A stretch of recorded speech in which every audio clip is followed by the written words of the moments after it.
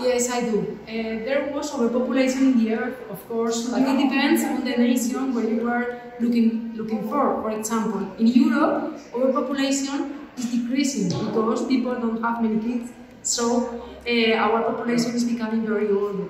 But in other continents, like Africa, for example, or South America, or Asia, overpopulation is a very, very big problem. And then it was a problem. And now it's much worse because kids are growing. China, for example, has forbidden having more than 2 kids, but anyway, there is a lot of overpopulation there, and there was in the past. That's a problem we have to solve yet, because the Earth doesn't have enough nourishment and resources to feed everybody on Earth. At least if we don't serve them in a fair way. Do you think the environment in the 1996 is better than now? I don't think so. I think that now it's quite worse, because I can give you one example. When I was younger, my father is from a village, from a small town in Galicia, and when I was younger, I could swim in the river. And now the river is plenty of, how do you say that, rubbish? Yes. Rubbish and that kind of things. So we can't now swim, or you can fish, but not you can't swim in the river. Okay. And it's one example, but I'm quite sure that it's quite worse now than I was younger. Okay. Okay, thank you. Mom, can you please tell me the differences between 90s and 2020? How was life in 90s? What did you used to do? It was really different. For example, in winter this year there isn't enough rain and snow. But in 19s, although Antalya has a hot climate, when I was in high school it snowed and we played snowball in Antalya. What is the reason of the climate change? What do you think? I think there are many reasons and they affect each other.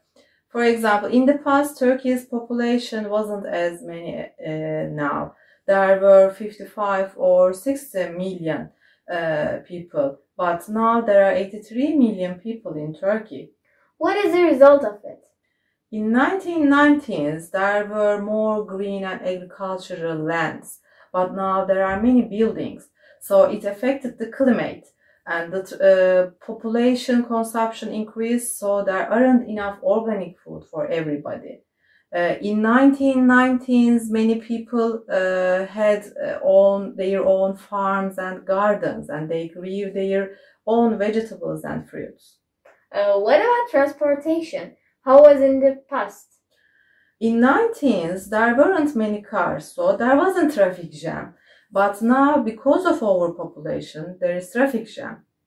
Okay, and my last question is coming. And what are the disadvantages of overpopulation?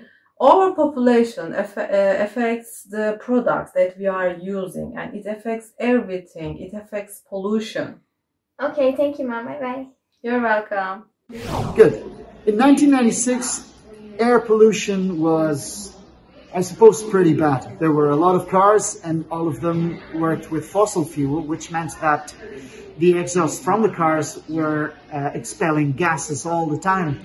And especially in the city centers, you could tell that that kind of gas was very polluting. If you looked at Madrid, even today, or Valencia, or main cities, you can see from a distance that there is a cloud over it, and it's not a normal cloud, it's a pollution cloud. And nowadays, with the change in the industry, in the automobile industry, trying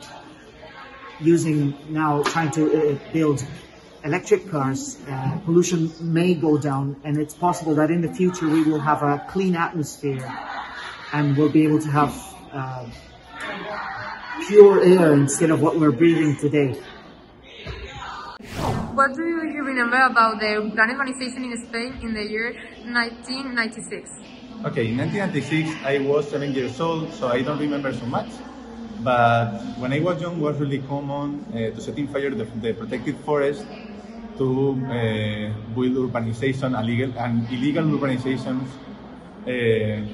because the economy of Spain was supported about selling buildings. So that was a bad choice, because that's not a really smart choice to set in fire forest, because that we have to protect the life. So, but that was the economy go first, usually in most of the countries. Thank you. You're welcome. Hello, my name is Veli. And my name is Jacqueline. Today we'll be talking about carbon footprint. Tell me about carbon footprint. Carbon footprint can be defined as the amount of carbon dioxide that is being released in the atmosphere or in the air by individuals, community, and organization. How to reduce our carbon footprint? There are ways in which you can reduce our carbon footprint. Number one is by walking or cycling. Number two is by reuse. We have reuse here. The dishes, the boxes, the clothes, books, and furniture, we can reuse them. We have recycle. We can recycle the plastic, the paper, the glass, and the metal. And we can plant flowers and also plants. And we can reduce our fuel, electricity, and energy. We can turn off the lights when we are not using them. So these are the ways we can reduce carbon footprint. Benefits of reducing carbon footprint. There are benefits of reducing carbon footprint. Number one is longevity. People tend to live longer because carbon dioxide is curbed. And healthy people tend to eat healthy food and healthy fruits, because the food they produce or they plant are now more healthier for human consumption. This is the end of our topic. Thank you. Thank you.